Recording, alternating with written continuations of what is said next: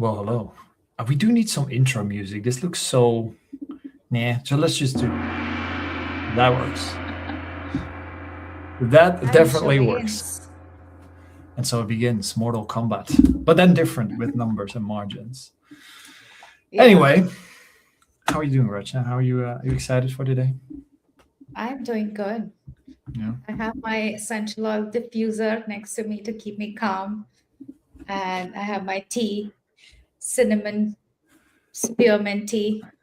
You're well prepared for this Friday session. This is good. This is Yeah. good. I love this. So thank you everybody for joining us either live or on the replay. We have a quick question before we start. So if your Google Ads ROAS is strong and your Meta ROAS is decent and your revenue is flat or dropping, then what's the problem? Now, most people say you got to spend more, you got to test more creatives, or you got to fix something inside the funnel. Well, today we're going to show you that's all wrong. And today we're going to show you how in one particular case where the real problem had nothing to do with the ad account. A brand that was spending nearly 300K a month. It's multi-channel. It has Amazon, it has Shopify, Meta, and Google. And they thought they had a Google problem. They thought they had a Meta problem, but they actually had a funnel architecture problem. And they created it themselves by trying to force their customers to buy somewhere, and those customers didn't want to go. So we're going to walk you through the full picture today. I am joined, as you have probably seen, by my wonderful strategist, Rachna. And we're going to go channel by channel. We're going to go number by number because this is a pattern that we keep seeing with brands. We see it everywhere. And if you're running a multi-channel brand, you want to stay tuned for the day, and because you want and need to understand this, how to look at your numbers as an ecosystem. So that's what we're going to talk about today. Is there any important information that we need to tell them up front? Can we just dive in here? I think a bit of a history would be really good. Where did the client come from? What were the expectations? And the reveal would be there, but then just the context, as you said, continuing on that, they came on board with an expectation that they had seen ROAS on Google look really good, so they needed like the best people to look into it and like take it further. That's where obviously we came in. And then, we obviously looked at campaigns, and then, there is 9 out of 10 times it's like the scale is not inside of the ad account. So obviously, as we have our SOPs, we don't limit ourselves to Google Ads. Though the expectation from the client was that we would be only looking at Google Ads, and it is already doing so well. So it would be easier for us to just scale it, Yeah, not why not? have any issues. Yeah. Why would we And look then, over the fence? Why would we do that? It's just like yeah, silly. Yeah. grass is already greener on my side. So, My ROAS looks yeah. perfect. I have branded traffic. What are you talking about? Yeah. Yeah, so we obviously, whenever we start, that's our process, that we don't just look at Google Ads, we look at the entire ecosystem. We looked at Meta, and usually what happens is, like, when you are working with Google Ads, then you look at Meta, the first thing you do. There was a bit of, like, a lot of retargeting happening. There was no top of funnel. So the client was more pushing us towards, like, Google is the top of funnel. And which is where, with our experience of so many brands, we know, like, for what vertical, where is the top of funnel usually, what are the patterns. And then it came to Amazon, because it's the biggest channel that they are on. 50% of their revenue comes from Amazon. So that had to play some role into what we are doing on the website, right? Like sending traffic to the website. And yeah, so ROAS was good. And then eventually, after onboarding, they started talking about they're not growing. The NCAC is high. Ever since March, the NCAC has been high. And we were expecting that if Google does well, probably we'll be able to drop the NCAC and increase more for them, which obviously did not happen. Yeah. And then we dug into it, we looked at it. Um, And Heads up. to add to that is also like, you always try to figure out, it's a puzzle piece. So your normal Google Yeah. Ads agency might just look, it goes straight into the ad platform and start to say, well, this bid strategy is wrong, and we need to swap it to XYZ. We're actually going in first, look at your business metrics, take a whole look at the ecosystem. Where is all the ad spend flowing? What channels do you have? Because Google in isolation, I mean, it's not 2016 anymore. Things like it don't work like that. So we need to look at it holistically, and so that's what you do. And some clients have no awareness what their MMM media mix model is. Without knowing that, you will waste ad spend to to a small thousands to multi tens of thousands a month if you're not careful. Yeah. And which was also, that reminds me, like their expectation was that Amazon takes a lot of fee from us, so we want to save that, and we would like to sell and bring the customers to the website and sell them through there, which is what they said that as a goal, right, if you remember. And which was also like I was skeptical even at that time. We had that whole conversation about like how that's not, what you wish to do. It's the customer that tells you how they want to buy from you. You don't tell the customers like, oh, I would not. But anyway, so that was, and then we had such a long period of like back and forth in getting that information. Like we had to get Amazon access, Seller Central access, and Walmart access, and I don't know what all access, where they're Everything. looking everything, right? Like Yeah. we audited Meta ad account, and we even did Search Console, SEO, and like whatnot. And then ultimately, then I'll share my screen now. Screen Yeah, let's add time. it to the stage. Here we go. Awesome. I'm gonna start with this, which is what gives, it's a lot of numbers, so I'll try to simplify it for everyone. So there are two places where you can sell. Either you'll bring the user to the Shopify store, or you'll sell them through Amazon. And that's where, if you uh, look at this particular brand, they had 53% of their total revenue coming to Shopify store, and 46% was coming on Amazon. What we usually do when a brand comes through and they have an objective of either scaling or improving the existing, what we look at historical performance, like how have you done so far. And so we did 23, 24, 25, and then when we looked at 25, this is where they said that 2024 was really good for us, and somewhere in March 2025 it just went crazy for them. And especially that happened for the website.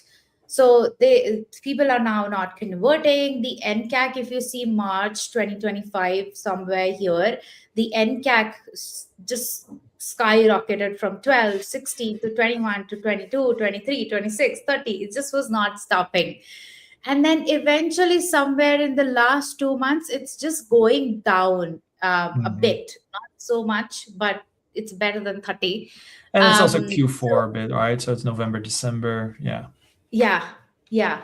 And then comes here the April and March for this year, which is 21. I would say is a better than if you look at April 22 and then 21 now, this year. Anyway, so the point was like when we try to look for what happened in March that would, influence the NCAC to go that high. We did the whole numbers. As you can see, there's so many numbers and it can get overwhelming. So here what you see is Amazon ads. So we do a holistic approach. We look at what was my total ad spend across all of these platforms, and then I see, okay, if I am doing 60% of my total ad spend on Amazon, and remaining 40% I'm splitting between Meta and Google, how did that look like in terms of top line. And that's why when we did the 2024, if you look at here, it looked really well for them and the NCAG was good. They were scaling. And somewhere in March, they decided that, I think it was the owner. Who was it? Do you remember, Vincent? I think it was the owner. Yeah. The board. No, the board. Yes.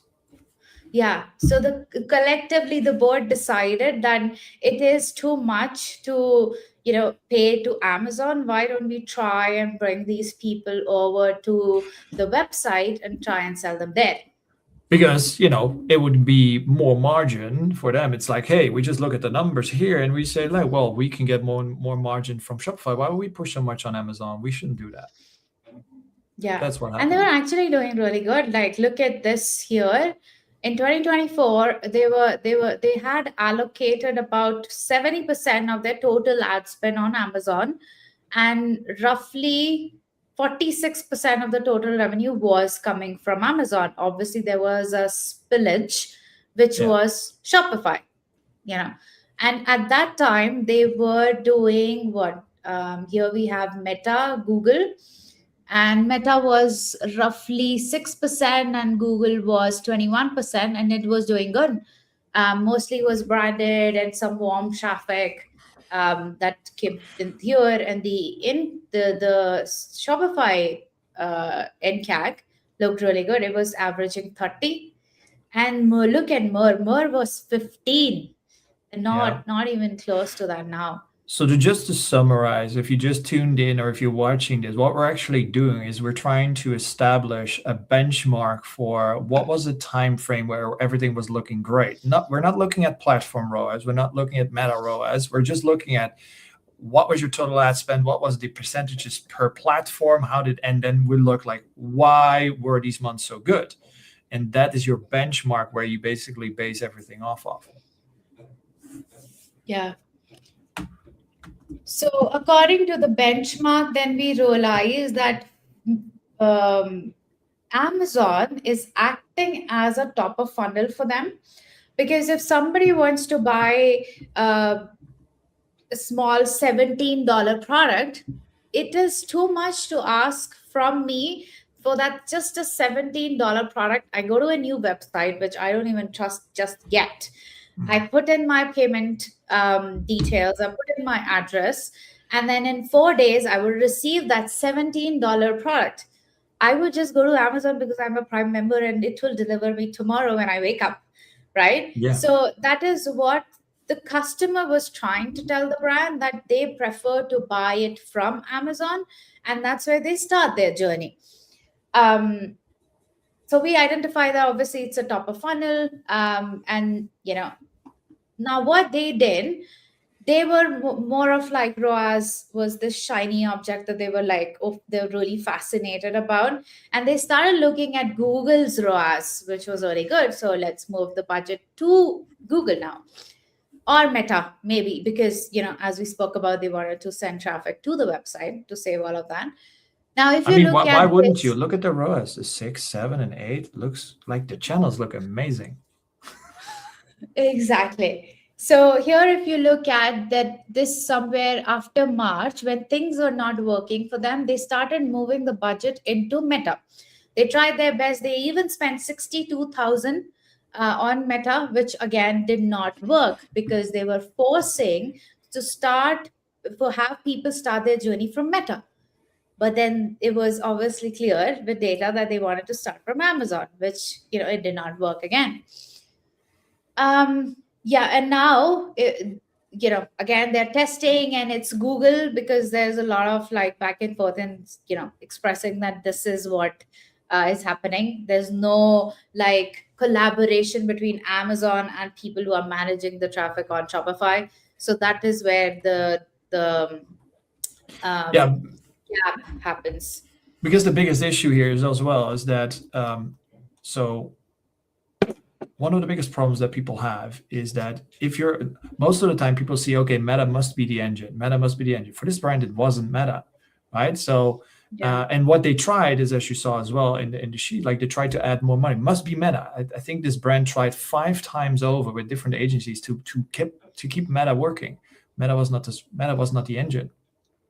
What happens after that is that there's no attribution between Amazon and something else. So you don't have any attribution there. I mean, there's some things you can do, but you just don't know. So you're blind to a lot of things, and this is where this benchmarking is so important, because it's you start to see trends between channels that you normally can't see. And attribution is only there between the ad channels and Shopify, but Amazon doesn't have that. So that's where we're at. And you're definitely judging and making decision based off something which is already broken, which is attribution, and which is even more detrimental to your brand than just guessing with a tool which is And if you're watching this, and if you're most people use third-party tracking tools, but it's still 30, 40, 50, 60% model data. So it's not your source of truth, right? So these numbers are your source of truth. That's why benchmarking is so key and so important. Exactly. Now, so far, like, this is where we were at. These are the moments. Now we'll deep dive into like exact correlations, which we would see, like as we spoke about, like in March, there was a sudden increase in NCAC and what could have led, what changes they did. And now let me come to this, and this is where when we position Amazon, I don't know if you're able to see my screen properly. Yeah, this is good. This is good. Yeah. Can you read, right? Okay. Yeah. Awesome. So if you look at, so as we have established that Amazon indeed was top of funnel, and when before March 2025, they were actually doing good. Now, if you look at this graph here, focus on the orange bars, and the orange bars are basically the customers in awareness stage. Now, what does that mean? That customer who searched your brand or viewed your product in search results without purchasing from you. So it's new to the brand, right? And if you look at the orange bars being so high, and December, January obviously was the Q4 it would be. Yeah. And in March, suddenly they did some action, and they decided that they need to be more conversion focused and bring more higher ROAS. Higher ROAS. And that's where you see it went down. And after May, here is the continuation of that. And you see it goes down until Feb, which was 2 months back. Now, all of a sudden, it has gone up, but we'll get to that. Now, focus on this blue one that connects the dots. These are the branded search customers, basically number of customers who performed a branded search. Very warm, already existing customers, or they are aware of you. Here, if you see the awareness was high, branded search volume was high. As you cut down your awareness, your branded search customers go down. When your branded search customers go down on Amazon, your overall direct traffic drops, your branded search on Google drops, everything drops, because 50% of your awareness is happening from Amazon. Similarly, it just continued to go down until August, and they kept the awareness as is. They went heavy with their Amazon ads to capture the most of the brand as possible. We'll also get here why this branded is going up. It's because of the returning customers, because your ads are going after the returning customers who would obviously type in the brand name, and you go heavy with your Amazon ads, so your brand volume goes up. So that was one. That was the start of where we were looking at. So what you're seeing there is that obviously they stopped investing on the Amazon side of things. Things started dropping. Branded awareness started dropping. And if then you have Amazon in isolation and you would look at other channels simply start to break down, because if you don't know that Amazon is your top of funnel and you put that money somewhere else, where you're breaking it off from the top of funnel and you're trying to move it to middle of funnel, but there's no flow from top to middle to bottom as much as it was. and now we're here.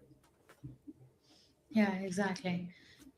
Now this one is basically looking at quarter four in 2024. Now, because on Amazon, if we look at historical data, the most volume that they do is in Q4, right? And that's where how you decide to allocate that budget into top, middle, bottom dictates the volume, right? If you look at 2024 fourth quarter, this was the awareness of customers, and in 2025 it went down to 750,000, which was roughly 25% drop in customers. And if you look at the branded search ratio went up. It was obviously because you went heavy with Amazon ads, by 11% from 7. So these were like the things. So for example, like let's look at these people who are aware. They started their category search either from branded or much more cold targeting. They viewed your page, they added to cart, and then they finally made the purchase. Now some of them are going to be repeat, but majority of them are your one-time purchase, like the new to the brand. But if you look at these 500,000 versus 700,000, the drop off, the higher the drop off, the more warm audience is getting off of Amazon and is more likely to engage Where did it go? with your ads. Where are they going? Where are these people Where are they going? Where are the drop-offs Exactly. going? That's the question. And that's the attribution black hole that you don't know. But if they see your ad versus somebody else's ad, they are more likely to engage with you. And that's how you do incrementally scale the system, right? But again, moving back to this one here, this was 2024, but in 2025, this even dropped because as you see, the category awareness dropped by 25%. Drop-offs also dropped. So this, if the drop-offs, there's a drop in the drop-offs, then it affects the Shopify performance as well, because there's not much of that awareness. And we did roughly estimate that was a drop in the branded search by 30% when we did the whole analysis, like even on Google. So that was that. And if you also look at this one, now, when we talk about 2024, the fourth quarter, this is what their Amazon was doing. So if you look at, this was the sale figure, and it looks roughly similar to the volume in 2025. Doesn't look like, oh, what are you talking about? Even though awareness was It looks down, like you did the everything same stayed the sale. same. Yeah. Exactly. It looks everything's the same. Yeah. Maybe I am stupid, but we'll continue on that. So again, the purchase product sales look same, items sold almost same range. Shipping, taxes, discount, Amazon's estimated fee didn't increase much.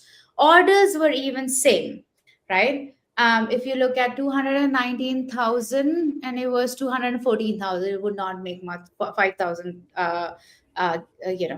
difference here. The only thing that was an issue, as you are progressing with your marketing, you want to fill in more people into the funnel, right? The more you fill, the more likelihood is that you will be able to have a sustainable percentage of returning customers.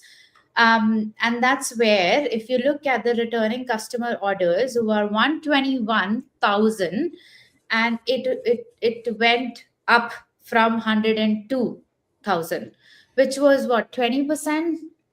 That is definitely, that is about a 20% increase. Yeah, 22% Yeah, that was actually. it. So basically, Oh, no, we had the entire sale, the sales were the same, but we were heavy on the returning customer side. So we were not actually we didn't acquire equal amount of customers. We actually went more heavy on the returning one. Yeah, and that happens typically when a client is starting to move. No, we need a higher ROAS to compensate for something. You can do a higher ROAS typically if you not have your eyes on returning versus new, because new customers are typically more expensive, returning customers are cheaper. Therefore, your ROAS goes up, so it looks great in your dashboard. But now you're again breaking that funnel. Yeah, and the best time to acquire new customers is actually Q4. right? Yes. When people, we are waiting for the sales, and there, that is also a good time for returning customers. But again, the best time to acquire new customers also. And that's where, if we look at, so they didn't acquire. That was the case when we also looked at here, that they dropped off.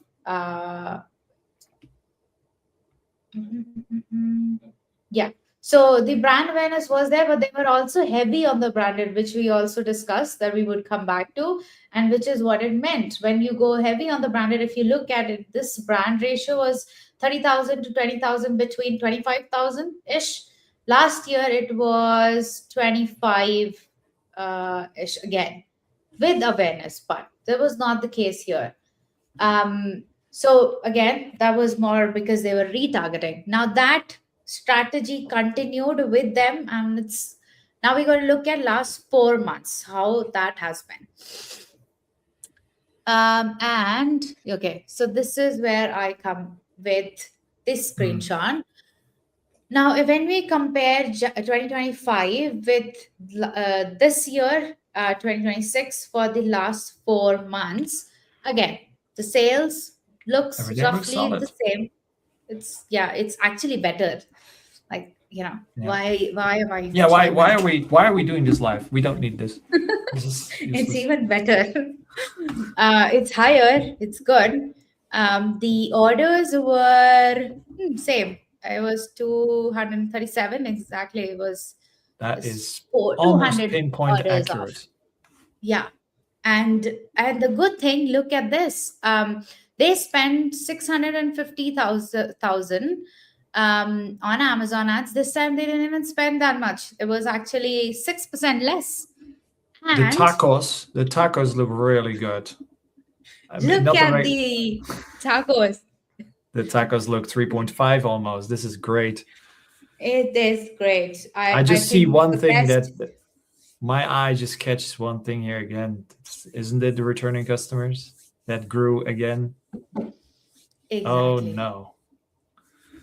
So Oh, when no. you look at last year, now here's even a MBA can tell this, that if you want to scale something, you acquire more new customers, and returning will usually be incrementally increasing. But you have to increase more of new customers, right, for the returning to be stable. Yep. If I have, sorry, Vincent, were you No, adding go ahead. on No, to that? I was acknowledging whatever you said, so continue. Yeah, so if we look at the 207,000 orders, and there were 92,000 returning, so new were roughly how much? 110 Yeah. ish. Let's say 60%, 55% new customers were still coming in. But in the last 4 months, if we look at this, it is not looking good, because now if you have 208,143, which is 75% of your total revenue, actually comes from only returning. And what happens if you don't continuously acquire new customers? Your business is going to die. And your returning depletes, and it will just.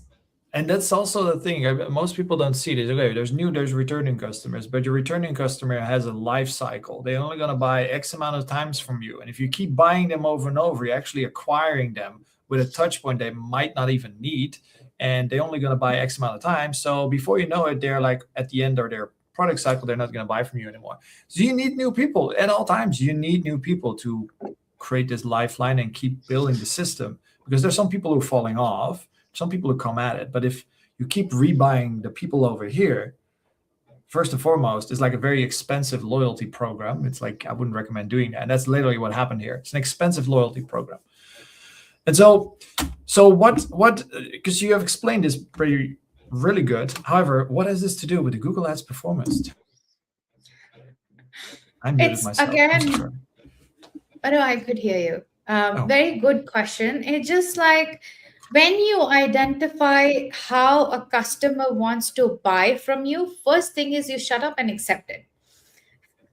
Very solid Okay. point. So you're telling me that if I want to buy from Amazon as a brand, you should not try to force me to buy from Shopify? Because they will show you the long finger and be like, there are 5 similar people who sell the similar thing on Amazon. I'll just buy from them. Exactly. And it's okay if you don't want to sell me. And that is where you don't want to be, uh, what's the word? I don't want to abuse on the live. We can do that. That's okay. So you don't want to be cocky that, oh no, you don't tell me what to do. I tell you what to do. That's where brands get And it wrong. Yeah.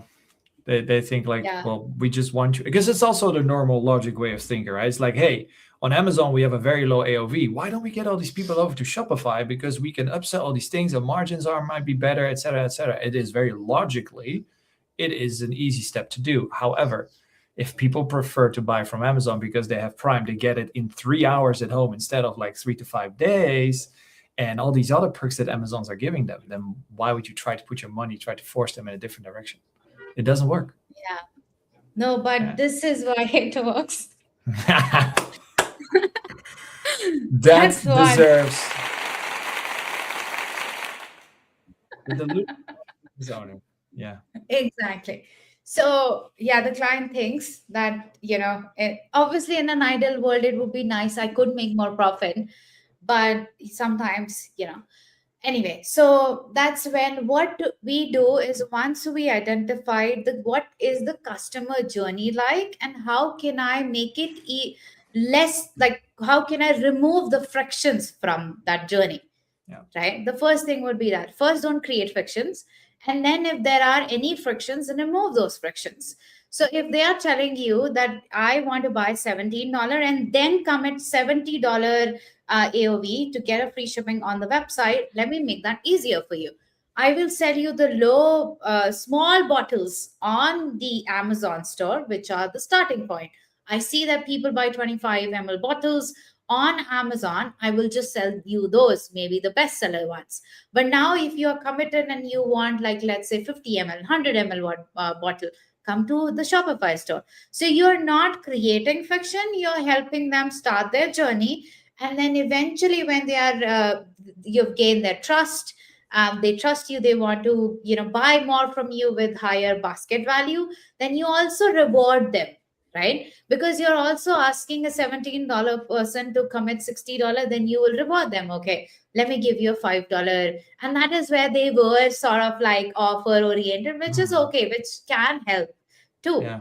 to nudge that person, like a loyalty thing. If you buy $60, you get that, which every brand does.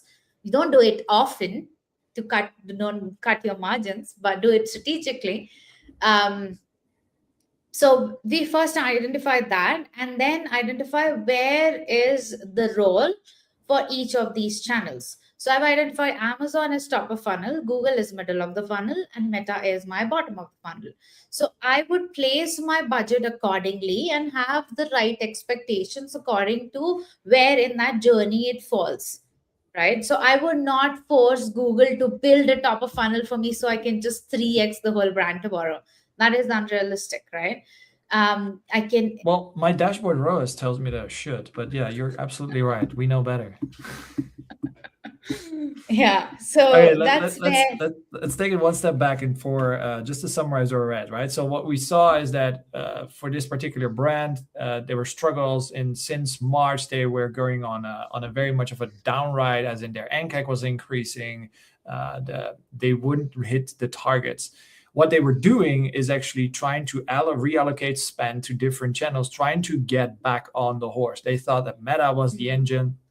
Putting a lot of money in Meta didn't work multiple times. Put more money into Google, though worked marginally, but not to the extent that they want to have. And this is the thing we keep seeing with brands. They don't know what the engine is. You want to figure out how the ecosystem works. So what we just established is that what they did on Amazon is that they actually they spent equal amounts of money, but due to the targets that they have, it went more and more towards returning customers. And we saw that the branded awareness of the brand was simply going on a decline. that decline of awareness with the brand correlated exactly with the months where we saw the biggest drop off were happening. And this is again the benchmarking thing that you want to do. Like, oh, there's an interesting pattern going around here, because there's no attribution from Amazon that tells you, well, it's actually happening. No, you have to do it. You have to understand the channel. So we're here now at the point where we've established that Amazon is the engine. They put the money around in a way where we're acquiring or returning customers, not new. Brand awareness goes down. Therefore, all the other channels that are middle and bottom funnel are also suffering. That's all right. Okay. Yeah. Did I lose your train of thought? Let's go. Yeah. That's a quick boost of energy. So basically now we will understand the customer journey. We understand what role each of these channels play. Now we can do is basically do benchmarking, as you spoke about that. What benchmarking means is, when we spoke about 2024, I knew that 70% of my budget was going to Amazon, 20% was going to Google, and 10% was going to Meta, which is bottom of funnel. I benchmark that. Now, if I have to scale, and if I have 100,000 additional budget that I want to put into the funnel, how would I do it? I would put 70% of that to Amazon, 20% to that on Google, and 10% that on Google Meta.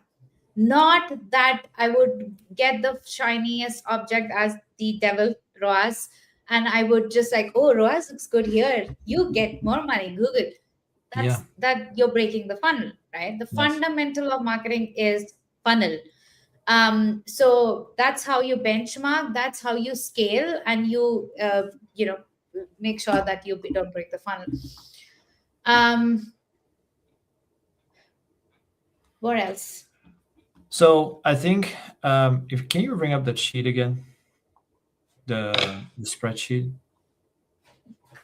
Because I think there was a correlation that we can talk about. There's too many numbers. I'm scared to share this. Numbers game. Here we go. So yeah, the correlation between us, you don't have to look at all the numbers, but in a nutshell, what we're seeing is like, you want to check the good months versus the bad months, and what happened in those good months, right? That's your starting point. So if we're trying to diagnose this, if you're a brand owner, if you're a founder, and you're using multi-channel, the first thing you want to do is not look at the ROAS, not look at a Triple Whale ROAS or a Wicked Report ROAS or Northbeam ROAS or whatever ROAS channel, not even in platform. You want to start looking at your business metrics, your top line metrics. Then, like we have here, total ad spend, Shopify, Amazon, everything aligned. But then you can see, and this is the thing, Raj, I think this is so important, because the devil is in the details with this type of work. If you don't catch the small change in, like, we spent the same amount on Amazon, we pretty much got the same amount of revenue back from Amazon. The ROAS was better. That should tell you something, but ultimately you see that the massive amount of returning customers you've acquired over new customers, that has an effect on the engine, because it's top of funnel and then flows down from here. And now you can look with that data in mind, you can go back to this sheet and say, okay, if we know all these months, do we see more patterns, and can we put the puzzle pieces back together? Because what would the advice be for this client? Oh, you're still there. Oh yeah, I'm here. Oh, you're frozen. I thought you were continuing with your own thought. No, I saw you frozen in place, so that's why I wondered. But no, I was actually grabbing a screenshot that I wanted to share. Anyway. No worries. So if we're looking at all these data points, and I don't want people to bore with all these specifics, but this is how you do it. This is the sheet that you use. By the way, if you want this sheet, we give away the template. Just comment below unhealthy ROAS, and we'll send it to you. So Rajan, what would be the advice to the client if we have all this data? We have all this analyzed, we kind of like see the puzzle pieces coming together. What would be the advice? Before that, I want to share one screenshot, and then I'll jump on that question, which is this one, which is just like to build on that thing that you mentioned. Here, like, look at Meta. Meta says I don't in see a platform I screenshot, by got. the way. Oh no. We don't see a screenshot. I still see Let your me video, refresh. but you're frozen in time.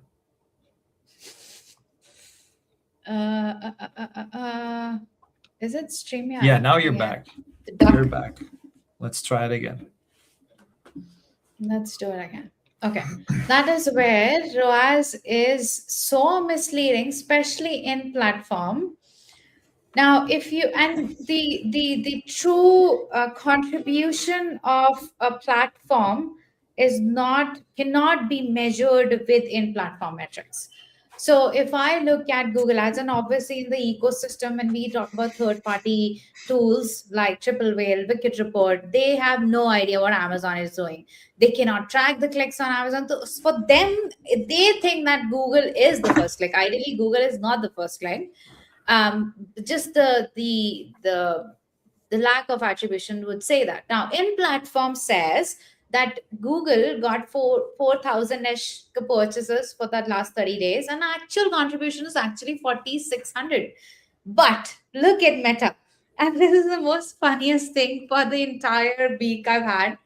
Is what in platform says is 2,300 purchases got, the real purchase contribution was 170. It's not even 10%. Like, how is, yeah, that's not And great. now your Meta agency is like, look at the 2,300 we got you. Why are you still crying? Yeah, in platform looks amazing. But yeah, Yeah. we use this tool then directional to like Look at first this click 27 wise. next ROAS. It's not even 10%. It's less than that. That's crazy. Absolutely crazy. Now imagine looking at that and saying, okay, well, Meta is typically the engine. Let's pour more budget into Meta, because that happens. It happens so often. Will it move the needle? No, we've seen it time and time again, because you don't know. It will. Your where it bank is. account will definitely, you will feel You will the needle moving. the living s out of you. Yes, And through your absolutely. heart, for sure. Yeah, heartburn, heart ache, all these type of things, because you've listened to an in-platform dashboard. Yeah, and not understanding the ecosystem. And it's kind of like, yeah, there's so many out there that are still reporting on the in-platform, and it's just lying to you. If you use multi-channel, you cannot rely on in-platform. It just doesn't work that way. Exactly. Now, coming back we to have the a question. comment here. Oh, Meta ads are let down recently. Frederick, yes, I've seen this from other people. Meta has recently been, but this has nothing to do with the letdown. This has to do with Meta in general for this particular client. But yeah, Meta has been on a roll lately where you couldn't publish things, and there's so many things. If you really understand, if you study the algorithms, because they keep changing, because these platforms keep changing. So you can actually have these platforms work for you if you have the eye to see the things that 99% of the people are not able to see it. So yeah, I mean, I bit disagree on that. But we have had brands where we actually scale because of Meta. Again, as I said, that if you understand the algorithm, have it make work for you, and not let the algorithm make you work for it. Yeah. It can actually help you, and we have seen examples of that. Yeah. First thing is, don't look at ROAS. Don't look at ROAS. If you, after watching this session, you still look at ROAS, then I'm sorry, but we gotta. Sorry, just didn't work. And then back into. Whew, that saved some air. Oh, it's good to get that off the chest. Anyway, where were we left off? I think we were. You showed the image, and now like the advice that we would give this particular client in this situation, which is an actual situation. Yeah. What would it be? First thing is, like, I would ask them, like, are you struggling with profits? Forget about Google, and are you struggling with business growing? And if the answer is yes, and then I would just go over everything and just When was the time that you were actually profitable and you thought that you will be able to grow the business? And that spirit sort of sometimes for even a business owner dies, and you need to help, not pinpoint. So come with an intention to help them, not to blame them, that you're there to help them. So that's where, like, I would just understand where they're going through, but also bring their attention to things that they would have missed, and which is the basic thing called customer journey, and get the feedback. And this is where we come in. We translate that feedback to the brand owner or the board, whosoever is making that decision, that what is that customer trying to tell you, and that language and that way you have the marketing work for you. And this is what the customers are telling us that they want to buy from Amazon. And that's how you look at holistically. You don't look at silo, and then you actually can grow it. Sometimes it helps, when we have examples like, in instances when we were running traffic to Amazon ads with Google ads. You could also do that and see Very if the top. unconventional, but it works. Yeah. Yeah. It's just knowing what works. Like again, it's this whole approach seems unconventional because it for a lot of people it's a paradigm shift, because they're so focused on either in-platform or their third-party tracking tool that's telling them where to put the money. And now you have AI as a layer on top of it that analyzes the ROAS and tells you, well, Google Ads ROAS looks good, let's scale Google. But it cannot identify the thing that we just talked about. Like, hey, Amazon, this happened on that. It's super complex. This is where you still need the human mind. So unconventionally, you need to look at this whole system. And obviously, it's different for many brands, because we've also seen brands where Meta is the lead, where Meta is the engine, even though they have Amazon, right? So it's a case-by-case dependent thing. But without knowing this, you don't know actually where you can put your money with accuracy. You will lose money in the process. You've seen it times and times, not only by changing agencies because you think they can't do Meta. Well, Meta was not your engine anyway. So you spend money on the fee, you spend money on time wasted because these people need to get up to speed. And then you have also the ad spend that you're wasting. So 3 ways to Sunday, you're wasting money. And it requires is somebody looking over the playing field and is able to tie everything together, like the thing we just did with the beautiful puzzle pieces. And it shows again, attribution sucks nowadays. You cannot trust it. It's modeled, but there are definitely other ways. Like this is mostly like an old school way. Money goes in here. Okay, where do we divide the money with all the channels, and what's going to happen in the background? And keep track of that first and foremost, and your business metrics, and use benchmarking. That's really, in a nutshell, what it is. And then comes all these layers of creatives and all whatnot. But in a nutshell, try to keep it simple at first, where you need to put that money and what's happening behind the curtain. I think that sums it up. And also, I think people are spoiled by attribution also. Because if we look, it is a tedious job. Like if we talk about the 1960s, when there was no digital platforms, and when people had to market, they were either posted as a pamphlet, like billboards and newspaper prints and all of that. And what they did, like, let's say that I'm investing in those 3 and I am profitable. What am I going to look at? ROAS? There is no ROAS. So what you do, like, this combination definitely helps. Let me put more money into this. Did that help me next month? It did not. So you try the second one, and it is a tedious process, right? And people don't want to do that because they're spoiled. And that's where the good marketers come in, who are really who understand marketing in a sense, how the customer, the basics. And this has been even in the 1960s, even when there was no Meta. That's basic marketing. What is awareness? What is consideration? And where these channels play a role. The today's marketing is also more about how would you market if there was no attribution to begin with. And that's how you do it. I think we're moving more and more back to that because I think a lot of brands are figuring out now, like, hey, my attribution says X, but we've seen it also with other clients where they start moving money from Meta into AppLovin or Axon. And again, we see the same thing. The whole funnel architecture breaks. Why? They're just trying to deploy money from A to B because of attribution. but it's the wrong choice. If you look at the ecosystem, you need to understand how everything works together. Otherwise, you're simply wasting money. The wasted money, like I can talk to myself, like I was really good at always sniffing out the inefficiencies inside Google Ads platform. But like since the last 1.5 years, there's still a margin, but I can focus on the margin of the 1%, maybe 2-3%, or the 30% that is outside of the ad platform, right? And so, yeah, we are still experts on the Google Ads front, but we're looking all over the fence because we know it is like this and not like separate silos. And that's the It important is part. more important now because even when a brand comes with Google Ads, even if they have like an in-house CMO, they get things wrong. CFOs get things wrong, and if they get things wrong, we would automatically get things wrong, and which puts us in a very sensitive place for the client. And they did not catch a mistake, and we are actually making it even worse by spending on top of it and spending them money, which we don't want to do.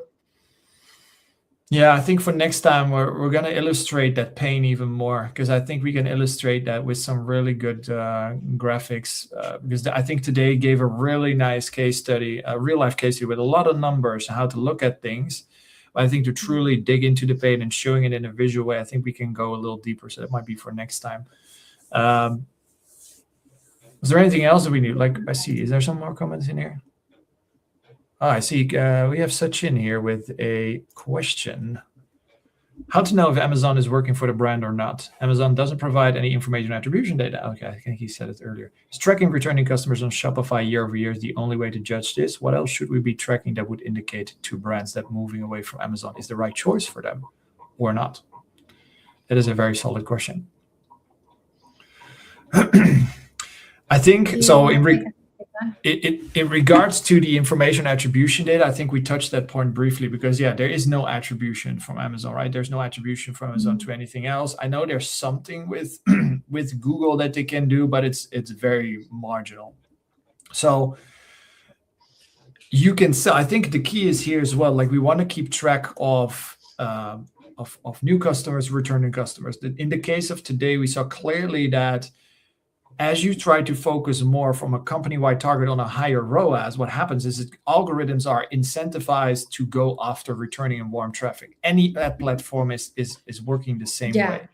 And that's the problem. So the moment your ROAS shoots up, okay, keep track of new versus returning. That makes sure. And you can imagine that if you acquire a new customer through Amazon or any channel, they will become, or most of them will become returning customers at some point. So the attribution there is this figuring out, and I think keep an eye on that branded, the graphs that Rachna was showing today, like the branded awareness that these people have on Amazon. That is a good indication of what's happening after it.